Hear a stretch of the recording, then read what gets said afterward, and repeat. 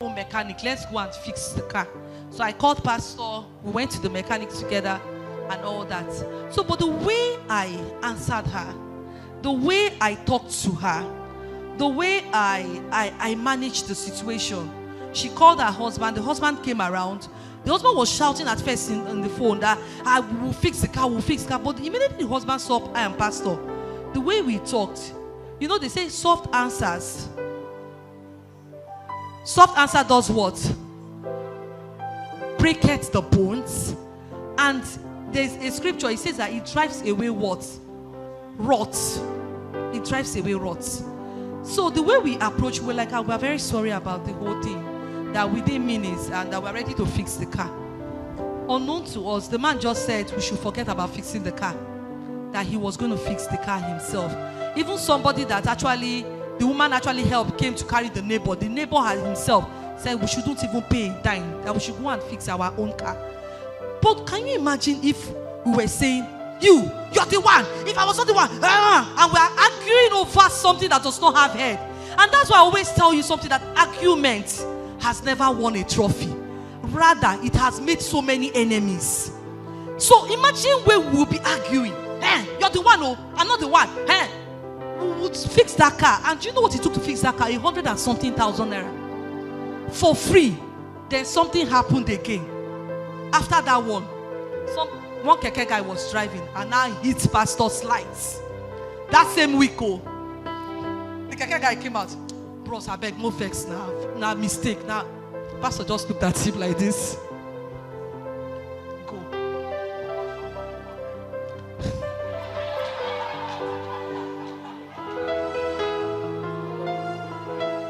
And even if they don't forgive, even if the person didn't forgive pastor, I know pastor will be the last person to drive a keke man to a panebit and say that this, no, we wouldn't have done that. But do you know that there are some people that are very ill-mannered?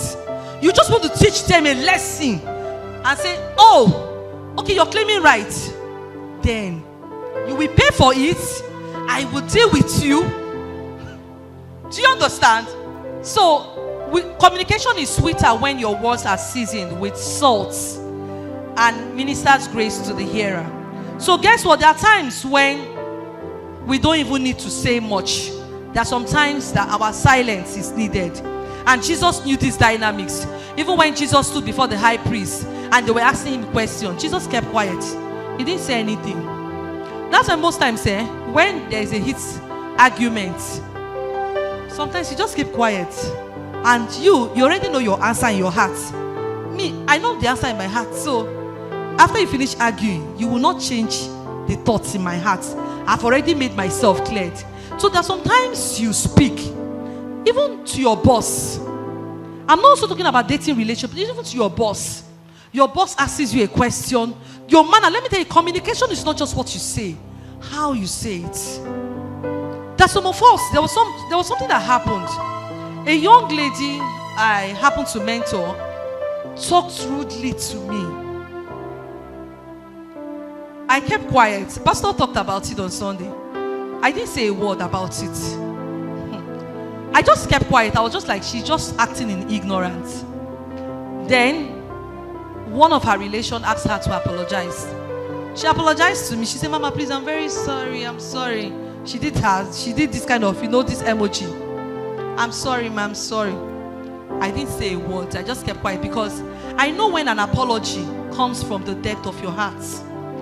Sometimes, when you hear people and somebody actually tells you, go and apologize to that person. Even as that person is telling you to apologize, you're obeying. Reason and find out, why is this person actually telling me? Or why are they advising me to apologize to this person? And apologize in such a way that can be what? Acceptable. I didn't say a word and I did not respond. 3 days after, she started apologizing. She sent several text messages. Even there was the messages, the ones she sent to me. Even tears started dripping out from my eye. I didn't say a word. The next thing, she put up my picture. I'm not saying you do such, but there are words that when it comes, it comes from the depth of your heart. When you come out, Mama, Pastor, I'm very sorry. I didn't mean it. In fact, I actually regret not I'm sorry.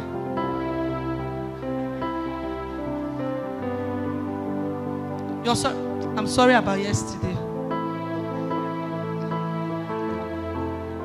What you say, how you say it, when you say it, and when you say it, is it going to reconcile with the timing? When you say it, there are some things that when you don't say it, actions have already been taken. By the time you say it, it's already too late. That's why when you're in a relationship with someone, and this kind of, you don't bottle things inside of you. And that's why they say communication is the life wire of a relationship. When things are bugging me, or maybe I'm not getting it right, or I feel that there's something wrong and I need to communicate with pastor, I know the best time in the nights. Sometimes in the end, especially in the nights, when maybe we want to pray, maybe around that 11, 12, I'll just call pastor. Pastor, please come. Because one of the things I always want to protect is my peace. You're in a relationship, you're even in friendship. Always protect your peace. That's one of the things I always want to protect. I'll call pastor, say, pastor, please. So and so thing is disturbing me. I don't know what you, and we find ourselves talking it out. If you're in a relationship, you are afraid to talk things out with your friend, you are afraid to talk things out with the person you're in a relationship with, that relationship is not going to go anywhere. That relationship will hit the rock.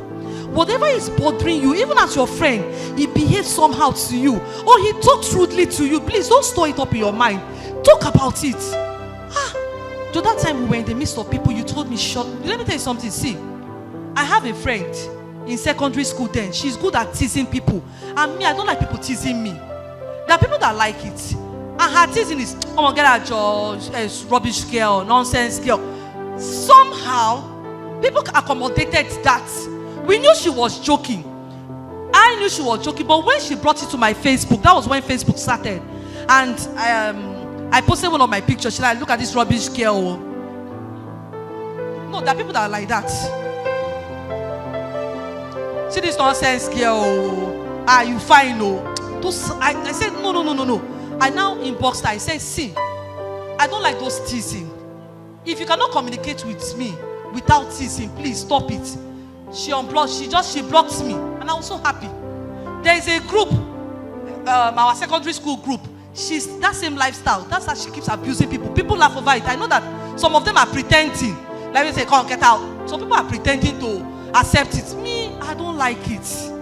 So that's where communication comes in. Somebody will say, see your big, come, see, those words you used yesterday. I didn't like those words. Please don't use those words on me. You have made it what? Clear. Praise God. Praise God. So communication has to be what? Then I wrote something that in Proverbs chapter 17 verse 28. I said, I've quoted that scripture. It said, even a fool is taught to be wise, even when he is silent. So one of the things I'm going to be telling you today now, I'll be telling you questions you need to. I'll be giving you 10 questions you need to do what? Unravel in your relationship as that has to do with what? Communication. I wrote something down. No matter how angry you are, no matter how right you are, no matter how right you think about the matter, if your words will not improve the situation, please don't use it. Problems and differences can be reduced and can be resolved in a relationship when it's being talked about. If there's a differences, if you're having differences between the person, your best friend, even your father and your mother, even your siblings, don't store it within your heart.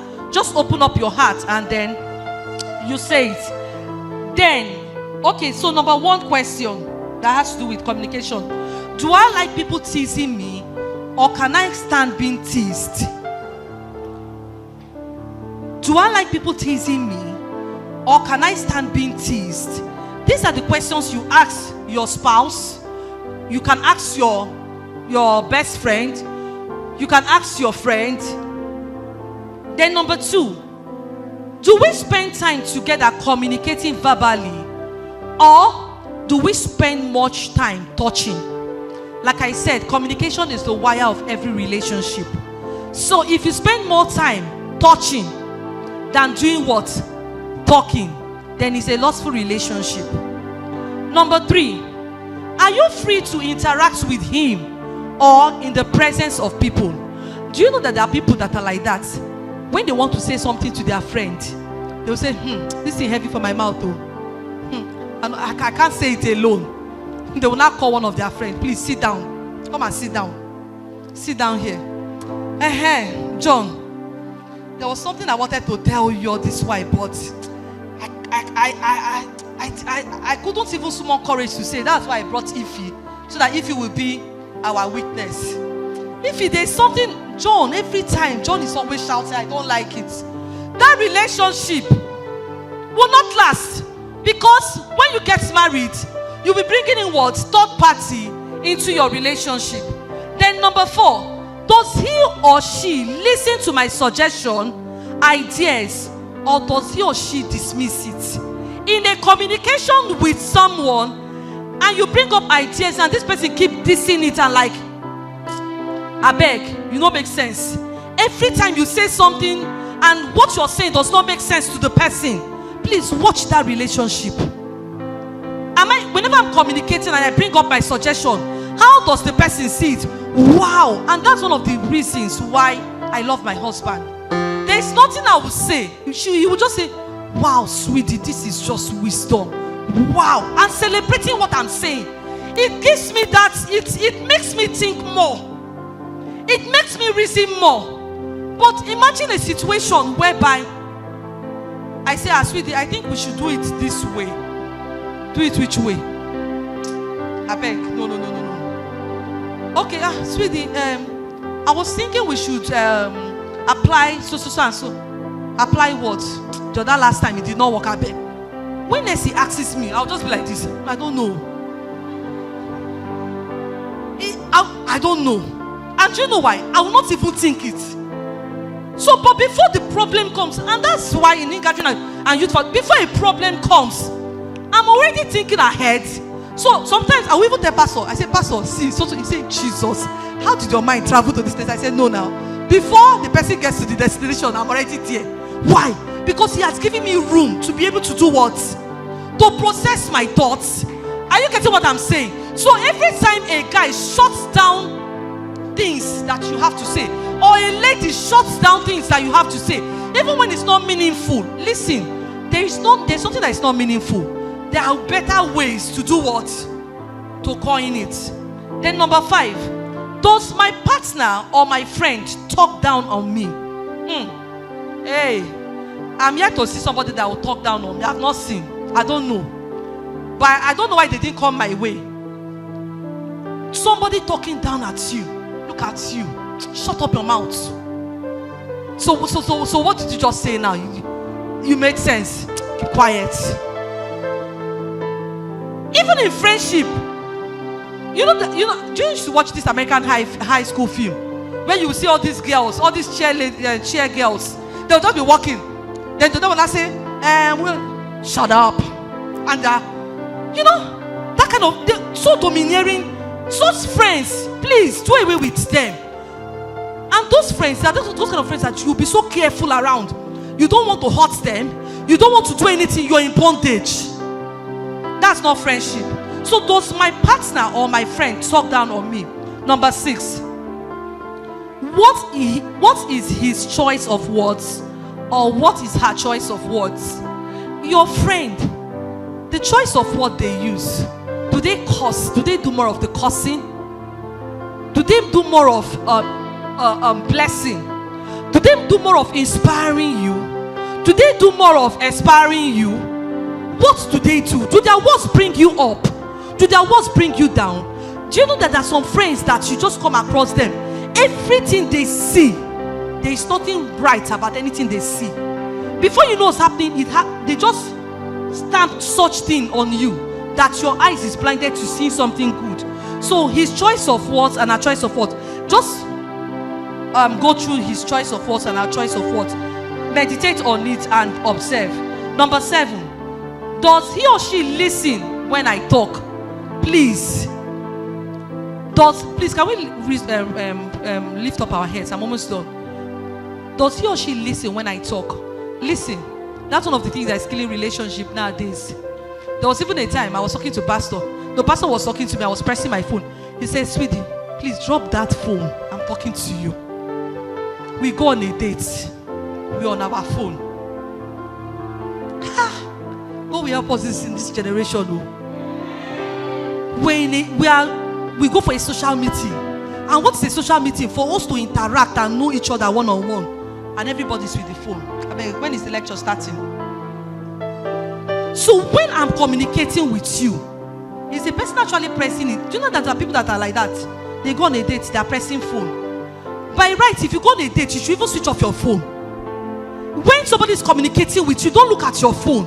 Look at that person and give the person what? Attention. It shows care.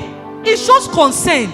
The person will know that do you know that sometimes somebody will be saying something, nothing is entering. And the person will have like, okay, so what do you have to say? What did you just say? Please, I'm sorry, I don't know, my mind was somewhere. It's an insult. It's an insult. So please, does he or she listen to you? Then number 8, does he or she avoid issues that should be discussed upon? Does he or she avoid issues that should be discussed upon? See, anybody who makes excuse for something that you need to deliberate on there and then, be very careful. If there is a challenge, that's why guys on their own part, I love guys, they hardly bottle things in their mind. They hardly bottle things in their mind. As it is there, they will just dish it out and tell the girl, see, there's a way you've been behaving, I don't like it. But we girls, we want to form. Me, I don't have to do that one. Do you know that some days like this, I will just be quiet. It happened, was it not last 2 months? I even told Pastor not to talk about it on the altar. That the only one permitted to talk about it. So I cannot talk about it. So I woke up one morning and I just felt like I should not even talk to Pastor again. So he just woke up and he knows when that mood comes on me. Ladies, may we be delivered from such mood in the name of Jesus. That mood that will make you start behaving like as if you're possessed. Pastor says possessed. I just woke up and I didn't even talk to him. But we're talking, that's why I say communication through communication.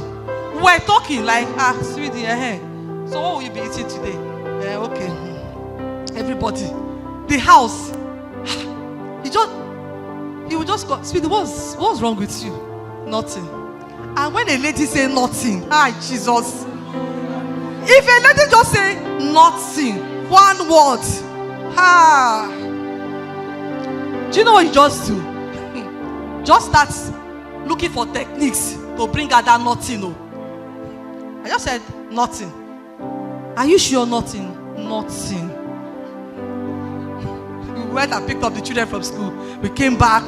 1 day passed, 2 days passed. And you know, like when he wants to bring up gist, and he just brings the gist to me. I asked me, did you know? I just said, okay.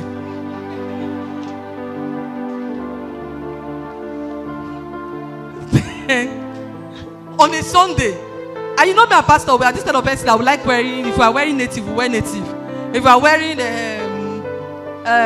traditional, we wear traditional together. If it's English, we do it English together. He just says, "Sweet, what are you wearing?" I said, "I don't know yet." So he brought out native. I just went and brought out my English wear. Oh God! So then I was sitting down here. Clan leaders were having their meeting. Now I call Mama. I'm coming. When I came when the meeting was almost over. And I didn't even. So later on, he just asked me. And to be sincere, when he now asked me, what's the problem? I said, I don't know. I just woke up one morning with such mood. But there's sometimes maybe there might be issues. And then we sit down and do what? Resolve it. But him on his own part. But there are some guys that behave like ladies. How do I behave like ladies? When the girl is moody, the guy too will say, Pastor kept on trying to talk to me on and every day. He would just like this. But sometimes he would just touch and what's it now? But do you know that this thing, there's some guys that will just say, I beg.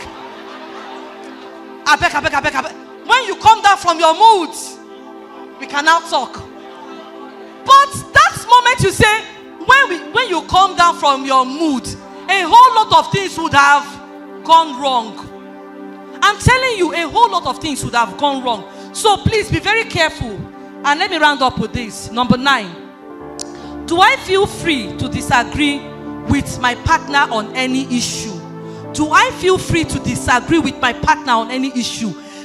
Me and Pastor, we disagree and we agree. If it is something that I'm not in, that's what makes relationship. It's not when what's the name of that coming to America, back like a dog. Such things don't make relationship interesting.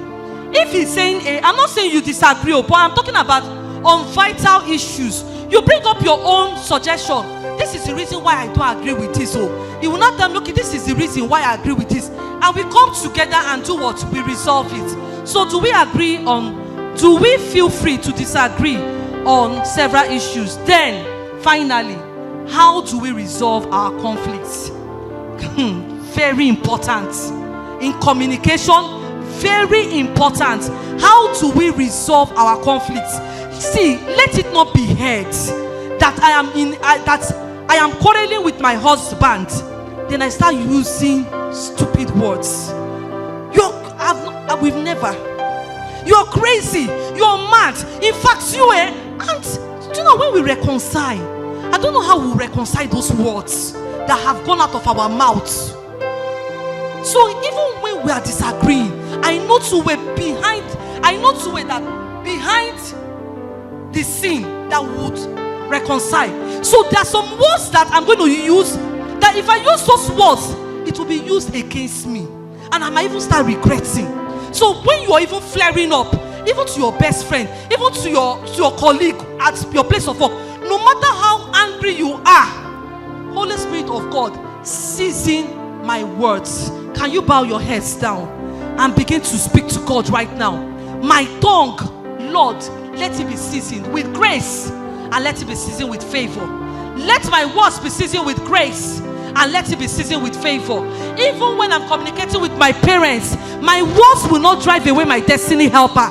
The words of my mouth will not break my relationship. Can you open your mouth and pray that prayer? Father, in the name of Jesus, we give you all thanks and glory. Lord God Almighty, we ask that every word that proceeds out of our mouth, Lord, we edify our body, we edify our soul, we edify our spirit in the name of Jesus. Father, we ask, oh Lord, that every word that proceeds out of our mouth, Lord, will lift people up in the name of Jesus. Our words will not kill people. Rather, our words will make our life in the name of Jesus.